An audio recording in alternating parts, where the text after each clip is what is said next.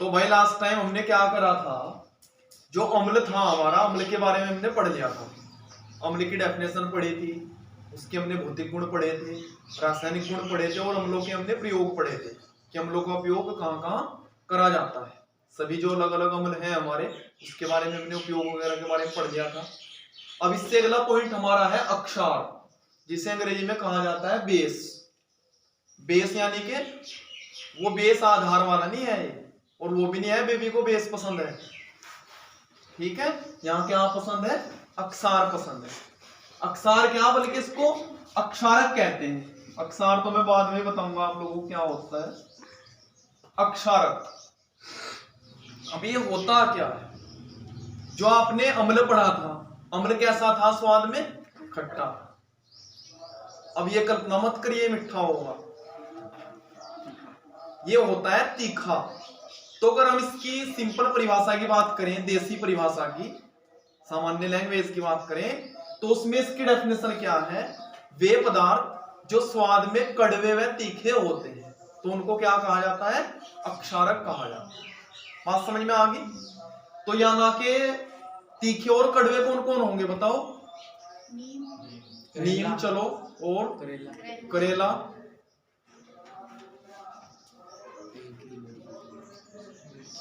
मिर्च। मिर्च तीखी नहीं होती। तो यहाँ के इस प्रकार के एग्जाम्पल हो जाएंगे, जो भी पदार्थ आपके कड़वे और तीखे हैं तो उनको क्या कहेंगे हम, अक्षारक है। बात समझ में आ गई। ये तो परिभाषा है हमारी, देसी परिभाषा कहते हैं जिसको। और दूसरी बात क्या है इसमें, जो अम्ल थे वे क्या करते थे, नीले लिटमस पेपर को लाल करते थे। ये उल्टा कर देंगे, चूंकि ये अम्ल के अपोजिट होते हैं, अर्थात ये लाल लिटमस पेपर को कैसा कर देंगे, नीला। तो ओवरऑल डेफिनेशन समझ में आ गई क्या होगी, कि वे पदार्थ जो स्वाद में कड़वे व तीखे होते हैं तथा लाल लिटमस पेपर को नीला कर देते हैं, उनको क्या बोलते हैं, अक्षारक बोलते हैं। क्लियर होगी भाई बात। चलिए आगे चलते हैं। ये तो थी इसकी सामान्य परिभाषा, बट अगर हम इसकी केमिकल डेफिनेशन की बात करें, यानी कि रासायनिक परिभाषा, वो क्या है वो समझिए ध्यान से। इसमें क्या होता है, अक्षारक वे पदार्थ होंगे जो जल में विलय होने पर OH माइनस आयन देते हैं। आपने लास्ट टाइम पढ़ा था, जो अम्ल थे, अम्ल कौन सा आयन देते थे, H+, और ये कौन सा आयन देंगे, OH माइनस। बात समझ में आ गई भाई सभी को। या ना के रासायनिक परिभाषा क्या बनेगी, कि वे पदार्थ जो जल में विलय होने पर OH माइनस आयन देते हैं, और इसको क्या बोला जाता है, हाइड्रोक्साइड आयन। बात समझ में आ गई भाई। जैसे आपने वो एग्जांपल पढ़ रखा लास्ट टाइम, मेरे ख्याल से एग्जांपल आप लोगों को पढ़ाया भी था, NaOH। जब आप इसे तोड़ोगे तो काय में टूटता है भाई, ये Na+ और OH माइनस। बात समझ में आ गई। और ये क्या है हमारा, सोडियम हाइड्रोक्साइड। तो ये क्या है हमारा, अक्षार है, और इसको क्या बोला जाता है, कास्टिक सोडा भी इसको बोला जाता है। बात समझ में आ गई। ऐसे ही हमारा जैसे ही हो जाएगा KOH, ये क्या हो जाएगा हमारा, पोटेशियम हाइड्रोक्साइड। तो ये भी काय में टूट जाएगा, K+OH माइनस। ऐसे ही हमारा अगर इसकी बात करें, MgOH की होल ट्वाइस,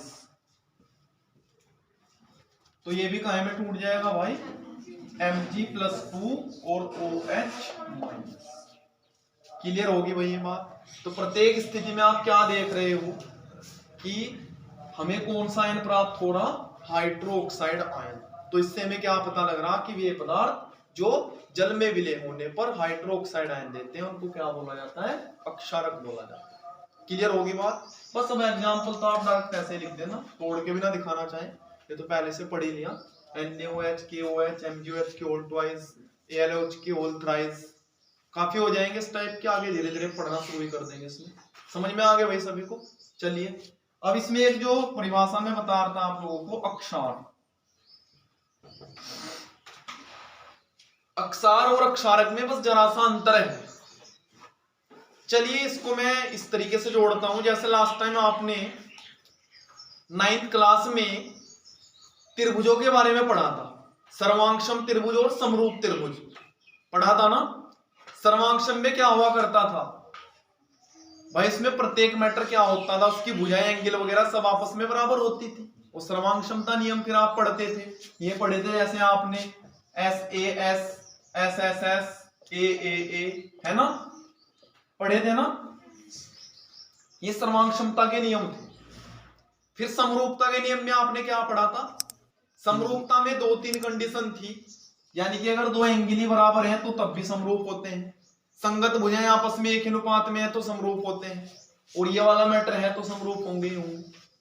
तो समरूप में हमने क्या पढ़ा था कि जिसका आमाप तो समान हो या ना हो, लेकिन उनकी आकृति क्या हो, बनावट समान, उनको समरूप कहते हैं। और सर्वांगसम जिनका आमाप भी और उनकी बनावट भी, आकृति भी क्या होती है, समान होती है। तो ऐसे दो त्रिभुजों को क्या कहा जाता था, सर्वांगसम।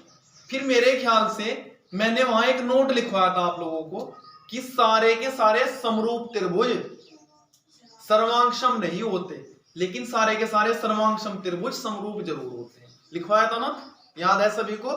बस फिर आ जाओ कम टू द पॉइंट।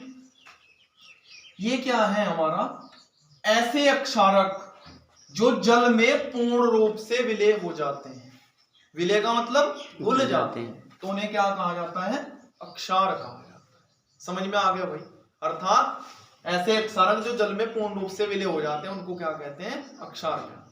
अब यहां से फिर आपका एक नोट का क्वेश्चन निकल गया, कौन से वाला, कि सारे के सारे जो अक्षार हैं वो अक्षारक होते हैं, परंतु सारे के सारे अक्षारक अक्षार नहीं होते। क्लियर होगी बात। तो यहां तक का पहले आप नोट करिए, फिर आगे कार्रवाई करते हैं भौतिक रासायनिक गुण वगैरह की। इसमें अक्षारक की हमने डेफिनेशन पढ़ ली, अब अक्षारकों के हैं भौतिक गुण।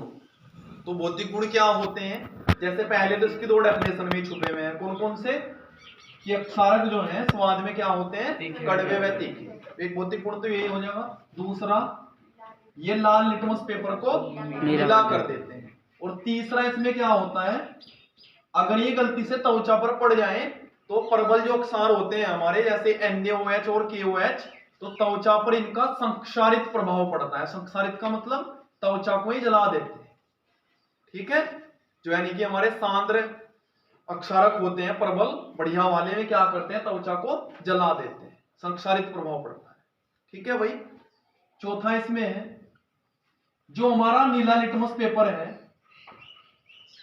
नीला लिटमस पेपर, और एक मेथिल ऑरेंज सूचक होता है।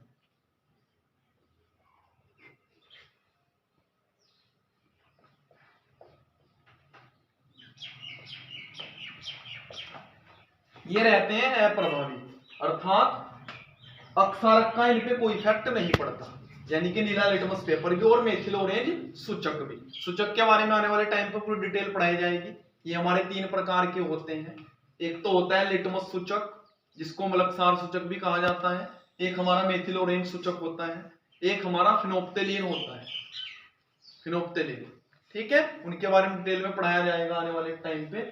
और सूचक होता क्या है, इंडिकेटर, है ना, हो गई डेफिनेशन, सूचक इज इंडिकेटर, अरे अंग्रेजी में कहते हैं उसको इंडिकेटर। जैसे चलो अगर इसको लगा समझते ही चले, आने वाले टाइम पे तो बताऊंगा ही भाई। मोटरसाइकिल में पीछे आपने देखा है इंडिकेटर लगा हुआ है, इंडिकेटर का मेन कार्य क्या है बताइए। मोटरसाइकिल के जो टायर के जस्ट बराबर में इंडिकेटर लगा हुआ होता है, उसका मेन कार्य क्या है, दूसरे बंदे को सूचना देना, राइट। यानी कि जैसे आपको दाएं या बाएं मुड़ना है कहीं भी, तो हम उसको इंडिकेटर दे देते हैं, यानी कि पिछले वाले बंदे को जो आपके पीछे चल रहा है उसे पता लग जाता है भाई ये दाईं तरफ मुड़ रहा है या बाईं तरफ मुड़ रहा है। तो यहाँ ना कि इंडिकेटर क्या दे रहा है उसको, ये सूचना दे रहा है, मैसेज दे रहा है कि भाई ये इधर मुड़ेगा तो अपना इधर को निकलना। नहीं तो अगर मान लिया इंडिकेटर नहीं देंगे, हाथ नहीं देंगे, वैसे भारत में तो हाथ ज्यादा चलता है, इंडिकेटर पे तो कम ध्यान दे, है ना, पीछे हाथ कर दिया वैसे एक बार, चाहे मोटरसाइकिल बराबर में खड़ी दूसरे वाले की बिल्कुल बराबर में आ गई, वहीं हाथ दे दें एकदम से, चाहे ट्रक ही आ रहा हो पीछे ऐसे करता है कि बस निकल जाओ एकदम, है ना।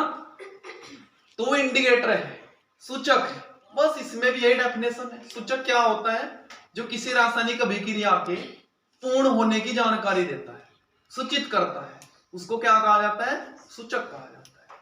दूसरी डेफिनेशन इसकी ये भी है कि वह बाह्य कारक जो किसी रासायनिक अभिक्रिया में अम्ल व अक्षार की पहचान कराता है कि कौन अम्ल है कौन अक्षार है, उसको इंडिकेट करता है, तो उसको क्या कहा जाता है? सूचक। बाकी डिटेल बाद में पढ़ेंगे, इतनी काफी है अभी। तो समझ में आ गया? तो ये इसके कुछ भौतिक गुण हैं, ठीक है। फिर इसके रासायनिक गुण पढ़ेंगे, पहले भौतिक गुण लिख दीजिएगा। आज तो आपका समय पूरा हो गया, कल इसके रासायनिक गुण पढ़ेंगे, भौतिक गुण लिख देंगे।